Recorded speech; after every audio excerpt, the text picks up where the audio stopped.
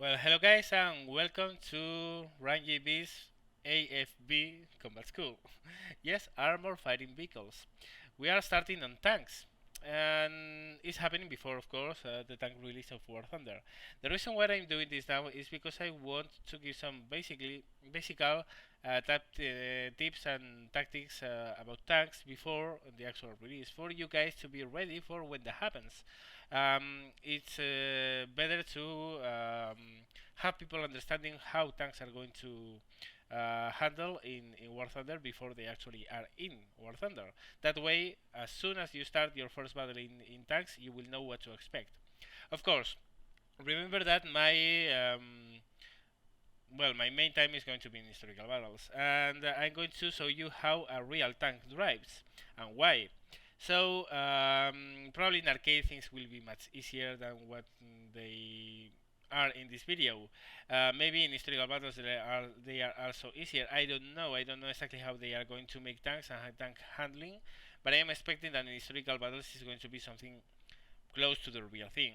So that means gearboxes, RPMs, that means shifting gears, that means learning how to drive a tank and not just driving it around.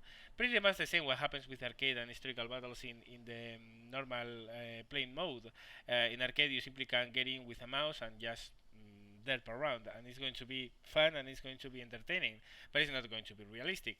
In historical battles you need a lot more knowledge to do well, so this is going to be pretty much the same. So well, enough for the introduction. Let's see tanks. How do you drive a tank? The first thing you want to understand that a tank is very different from a car in many different ways. And the first one is the traction. A tank doesn't have wheels. Well, it has wheels, but they are inside the track. A tank is a tracked vehicle. That means that to steer, it doesn't have any kind of steering wheel, as in cars.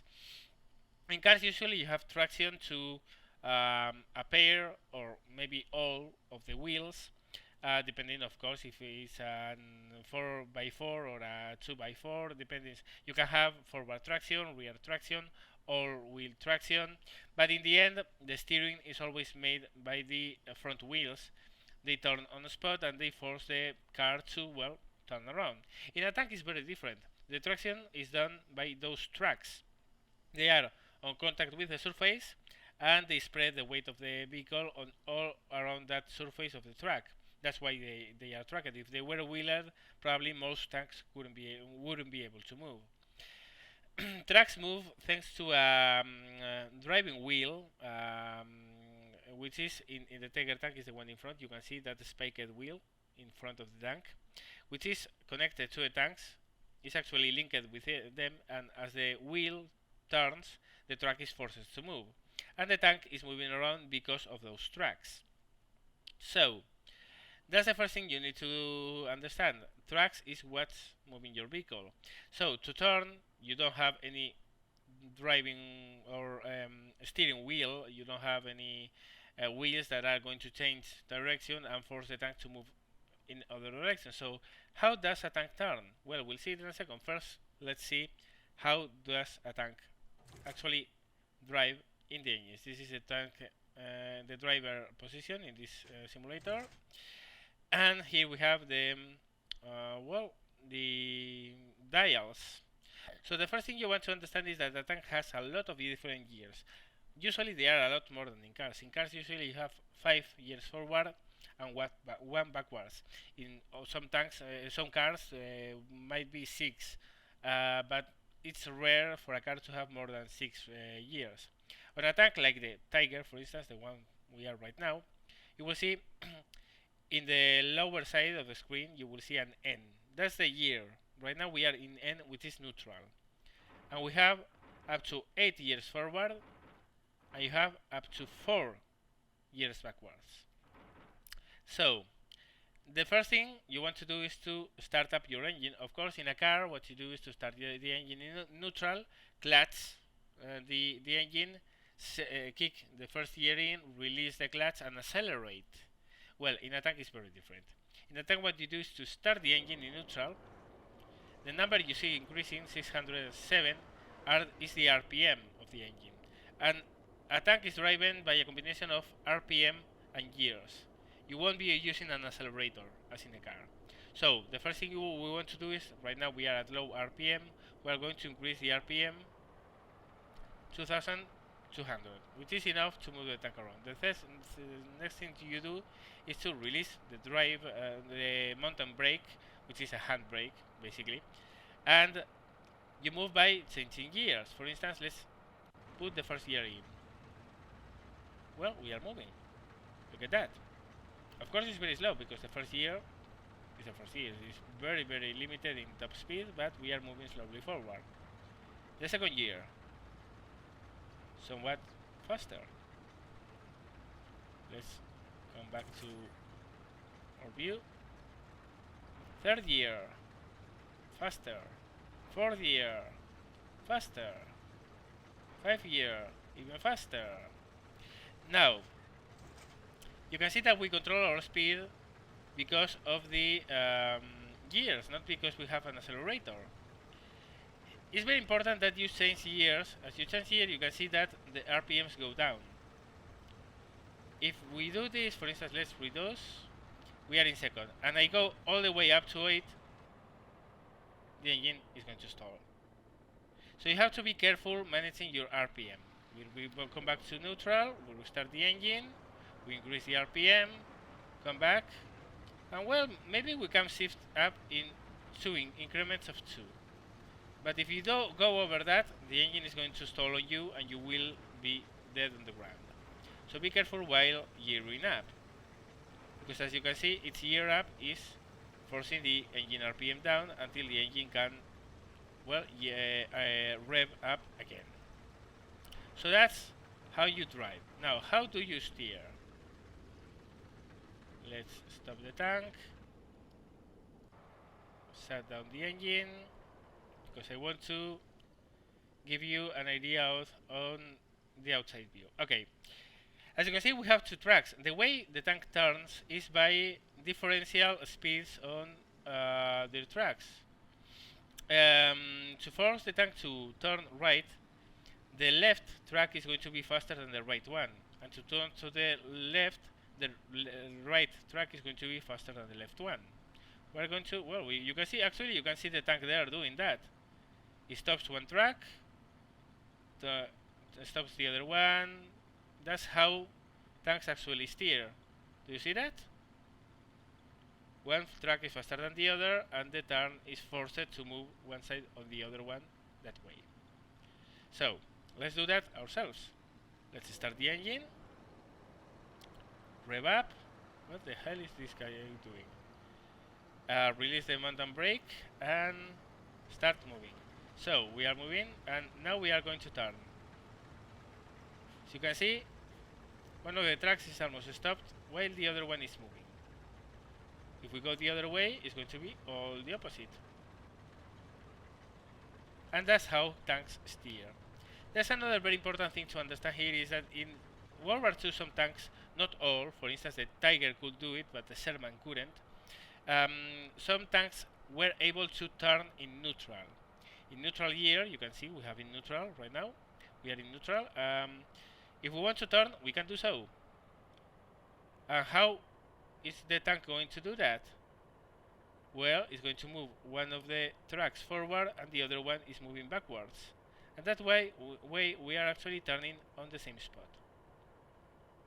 This is really huge. This is a huge advantage for the tanks that are able to do that.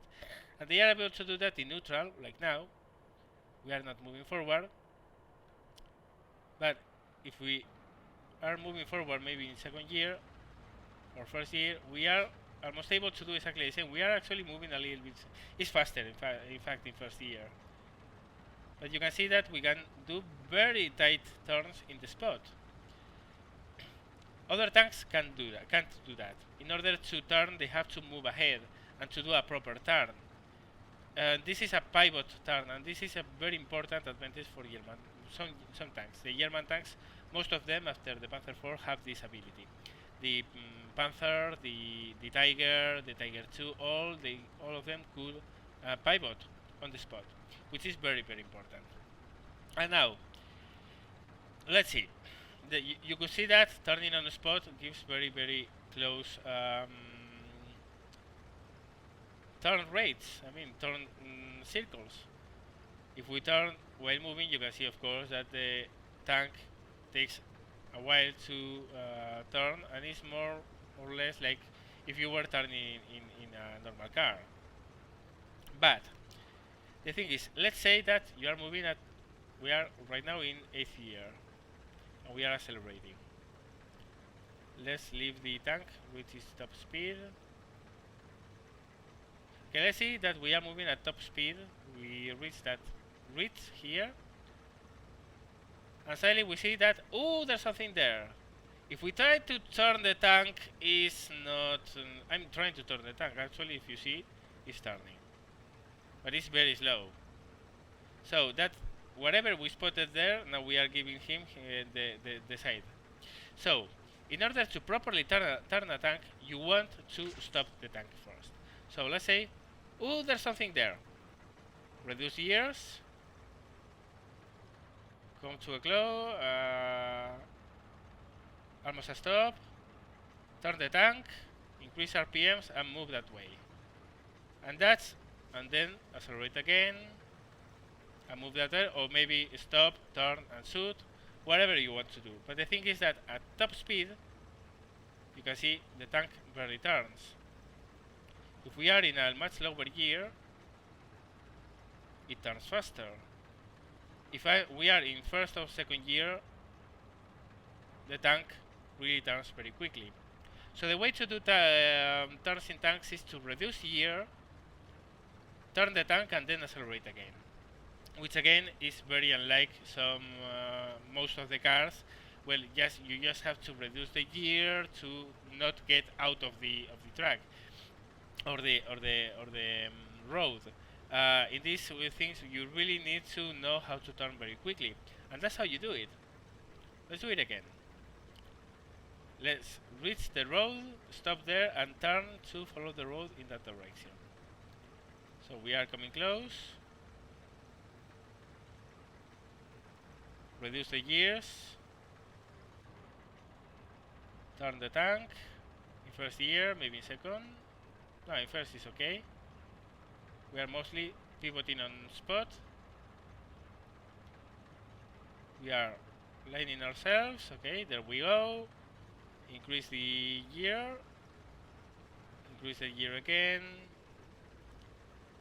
And now we all have to follow the road. And that's how you drive tanks. Again, as you can see, I have not even touched anything that weren't the direction keys or the steering keys and the gearbox. I haven't touched RPM, I don't have an accelerator.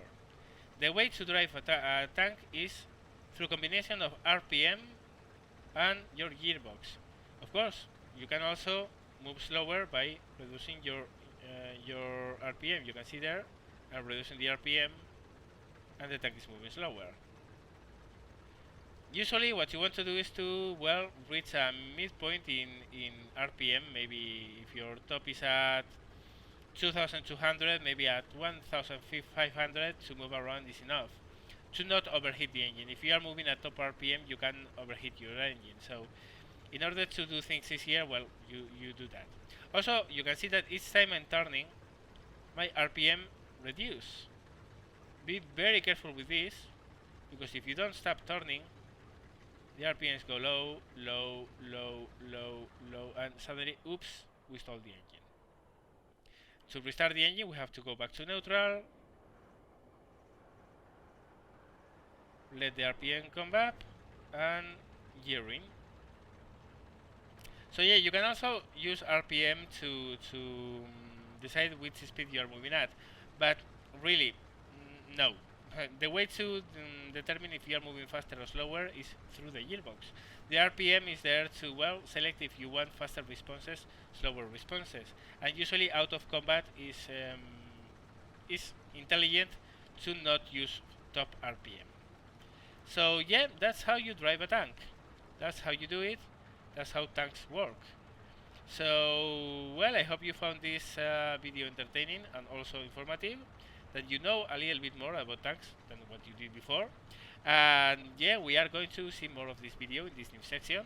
This is the AFV Combat School. We will be touching things, well, tactics. We are going to enter into details about, well, tips about how to angle armor, to break down, hold down, how to move in the battlefield, how to use the terrain for concealment and for moving around without being detected, that kind of stuff. Also, we are going to see some videos about gunnery, how to aim your gun, how to measure distances, how to lead targets, etc. in further videos. Probably using this simulator, as of course War Thunder still we can see the tanks in there. So yeah, guys, I hope you enjoyed, I hope you had fun, I hope you found this video informative, and as always, thank you very much for watching, and see you later.